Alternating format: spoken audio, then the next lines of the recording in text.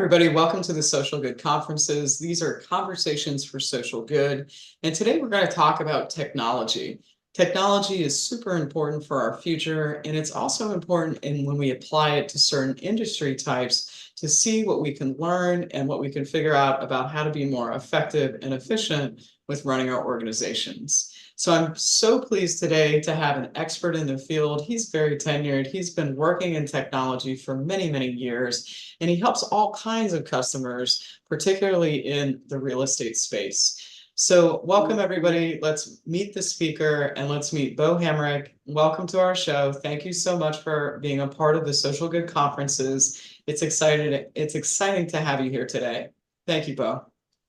Well, thank you, Kristen, and I appreciate one being here and an opportunity to catch up with you as always. So again, welcome everybody. My name's Bo Hamrick.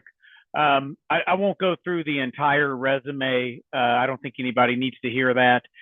But for the last about 12 years, have been in the technology space, primarily focused on real estate. So my two passions when it really comes to my day-to-day life is really one, working within the real estate sector, but then also working in the technology side of real estate. I've also done a couple little side projects, a couple books that I have published as well. Some on sales, because again, as part of being in the technology space, I've done a lot of sales over the last 20 plus years. And then most recently, one that kind of looked at the Trammell company and a memo that they had written back in the late 80s, and how that can be applied to today, which is a little hint towards real estate, but also towards technology, but even more importantly to personal improvement. So with that, I'd like to go ahead and jump right into a couple tips and tricks that you guys could hopefully take away with you.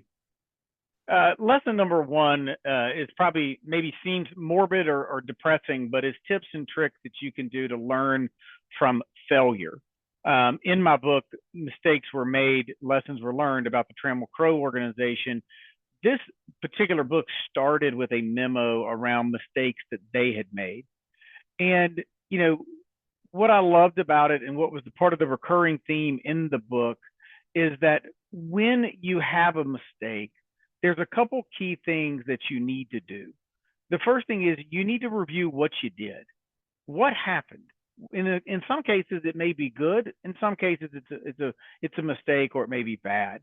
But you want to look at what you did, and then most importantly, why you did it.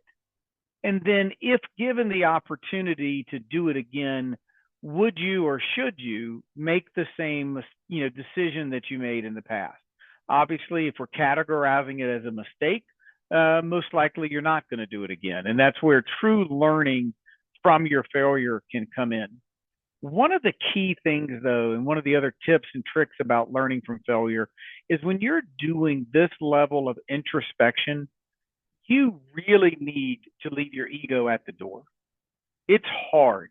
And it's one of those things that we're all proud human beings. We're all, experienced professionals, and we think we're doing a great job. But there are times when you make a mistake, when you just have to realize, hey, I made a mistake, and it's a lot easier to admit that when your ego is on the other side of that door and you're able to really be honest and candid, not only with yourself, but with your peers and your organization.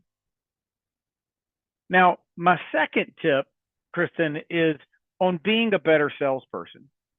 And, when I wrote those two down, I thought initially these seem a little different. I'm going to talk about failure, then I'm going to talk about being a great salesperson. That doesn't seem like it goes hand in hand, but I think in actuality, when you really think about it, they are directly correlated.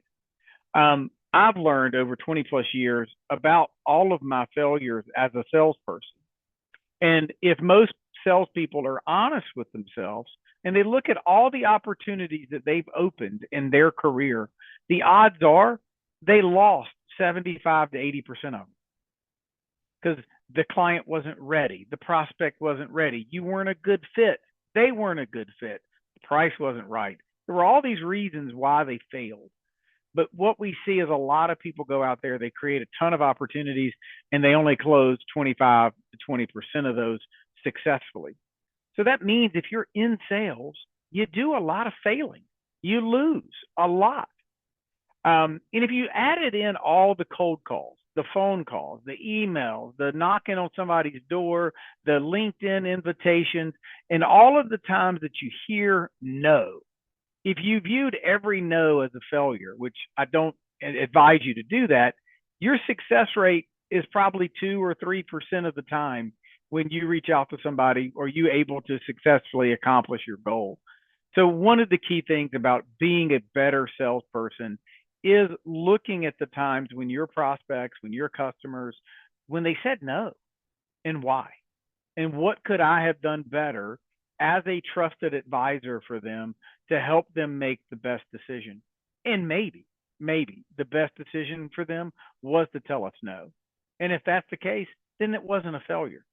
But the only way you can really recognize that is if you really get introspective, you look at all of those things and really learn from your failures.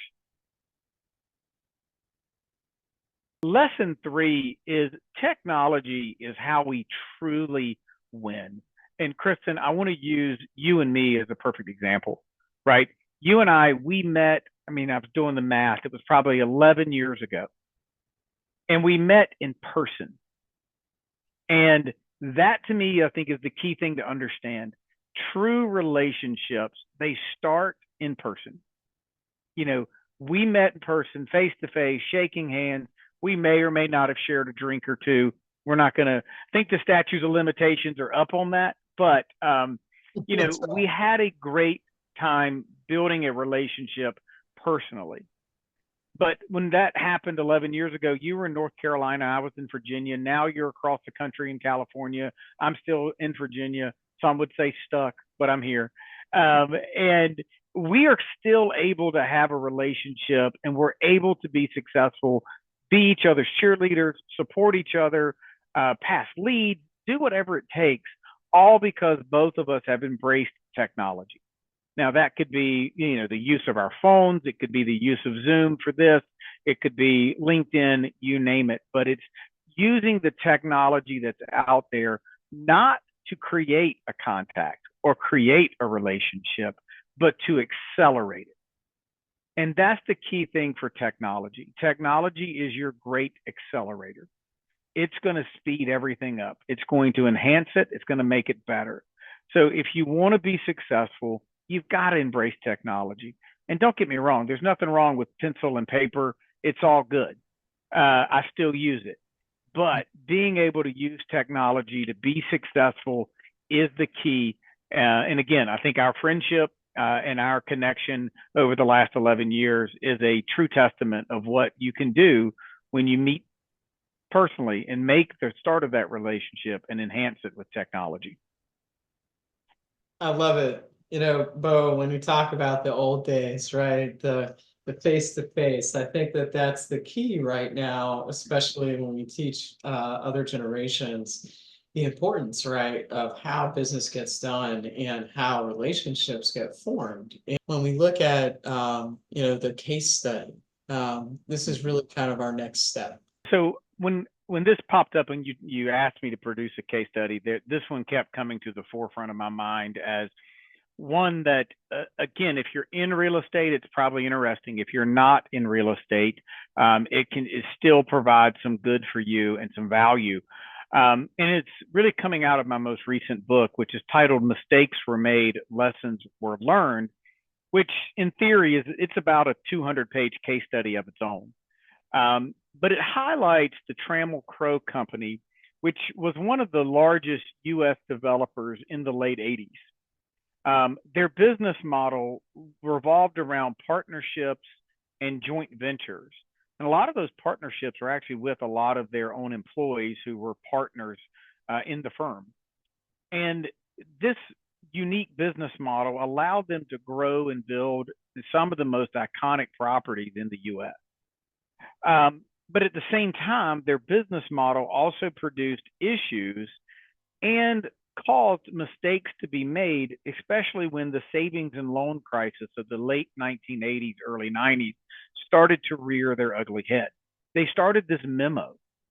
And in the memo, Gary Schaefer, who was one of their main partners, really went out there and said, hey, we've made some mistakes. Let's talk about what those mistakes are.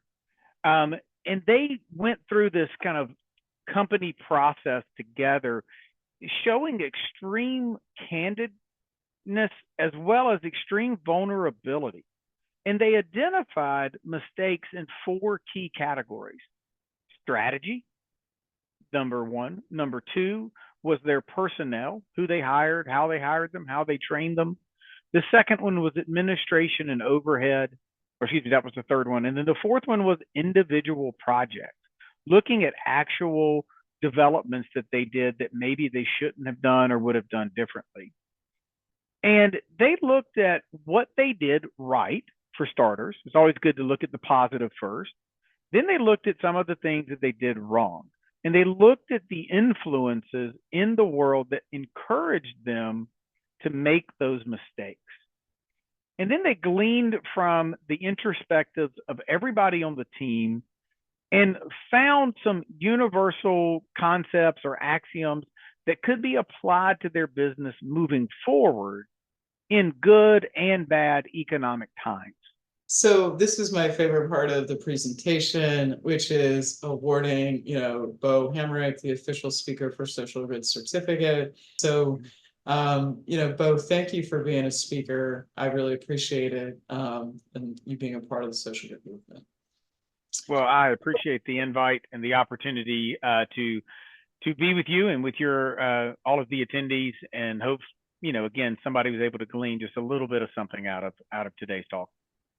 Thank you for attending the Social Good conferences. These have been Conversations for Social Good. They've been presented by Tomasito Media and Buddytown Consulting.